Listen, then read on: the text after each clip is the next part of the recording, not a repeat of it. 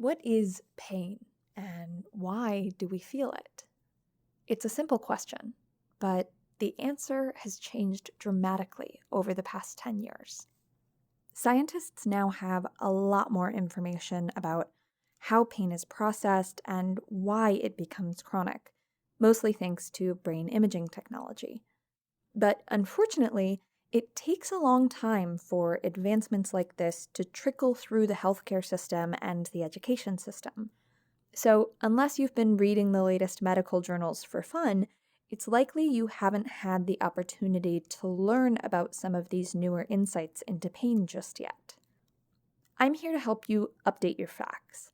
And if you are one of the millions who experience chronic symptoms, it's important to do this for two big reasons. Number one, a lot of what we used to believe about pain is no longer accepted as true. And this could help explain why some of the pain management strategies that you've tried in the past haven't worked. It's possible some of those strategies are based off of outdated information. And number two, some of the information that scientists are learning about pain is actionable. It includes research on specific at-home strategies that you can apply directly to your situation today. The Curable program is designed to guide you through this whole process. First, we'll bring you up to speed on what's changed in the world of pain science. And then we'll help you apply this new perspective to your unique situation and see if it can help you find some relief. So let's start that process right now by covering 4 major advancements in our understanding of pain. The first big finding that I want to share with you is that pain is not a purely physical experience, as it was once believed to be. Today, scientists view it through what's called a biopsychosocial lens. And if you look in the Journal of Pain, you'll see that this is a perspective where pain is viewed as a multidimensional, dynamic interaction among physiological, psychological, and social factors that reciprocally influence each other. That's a mouthful, but the idea behind it is simpler than it sounds. It means that pain is not just a product of an injury or a virus in the body. It's an experience that's reflective of what's going on in your body, what's going on in your mind, and what's going on in your environmental or social context. Those are the bio, psycho, and social components. All of these factors matter, and they all influence each other in the experience of pain.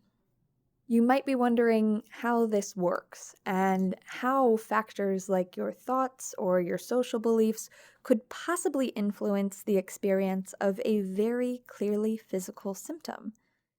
This brings us to the next big discovery in pain science. Pain is not necessarily processed in the location of the body where you feel it. It's processed in the brain and the nervous system, which, as you already know, is where all of this psychosocial information is processed too. This is true for every type of pain, whether it's an aching back, a migraine, or a broken leg. Even when pain is triggered by tissue damage, the pain response does not come from the tissue itself. It comes from the nervous system. That being said, the nervous system can and does receive input from pain receptors in the tissues of the body, which are called nociceptors. But this nociceptive information is only one of the many factors that the brain takes into account when deciding how much pain to produce, where, and for how long. That's why 2 people can suffer a nearly identical injury but have a completely different experience of pain. This brings us to our third big advancement in pain science. The way that your nervous system produces and responds to pain is unique to you, and it can change over time. Your brain and nervous system learn how to respond to various stresses through experience, through your thoughts and your fears and your feelings. Pain is one mechanism that the brain uses to keep you safe, And it uses all of these factors to learn how to do that better over time. So, this is where the psycho and social factors come into play. They have a huge role in configuring your brain and nervous system to its default setting of how it uses pain and helping that to evolve over time. In people with chronic pain, the nervous system has often inadvertently programmed itself to a hypersensitive, overprotective setting, which means that it keeps producing increasingly painful responses to fairly normal stresses and stimuli. The evidence to support this comes directly from brain imaging studies, which have shown evidence of alterations in brain structure as well as function among patients with chronic pain. At first blush, that sounds scary and irreversible, but it's actually quite the opposite.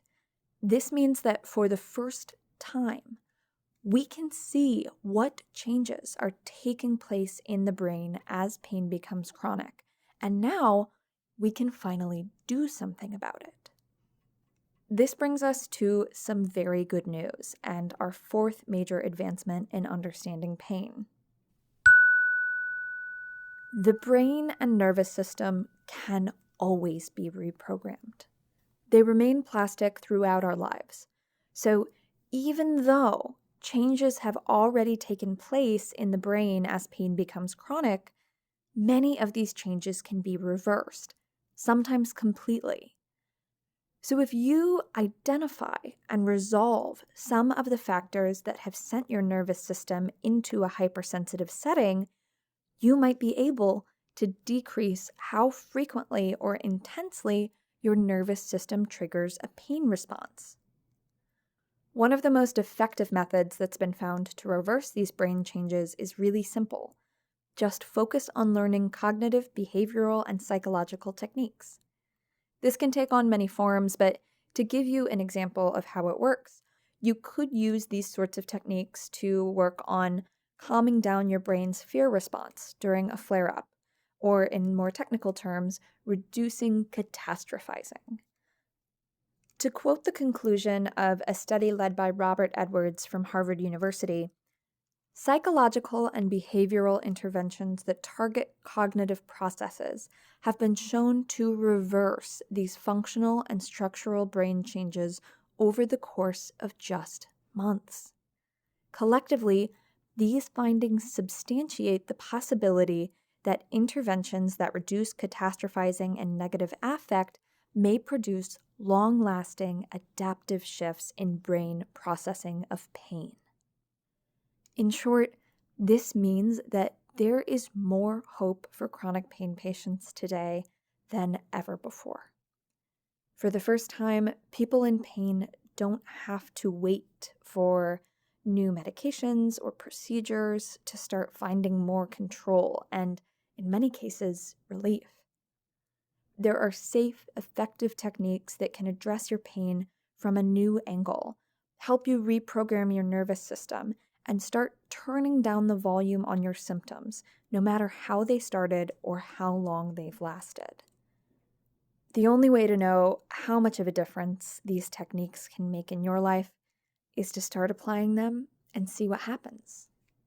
And that's exactly what the Curable app is here to help you do.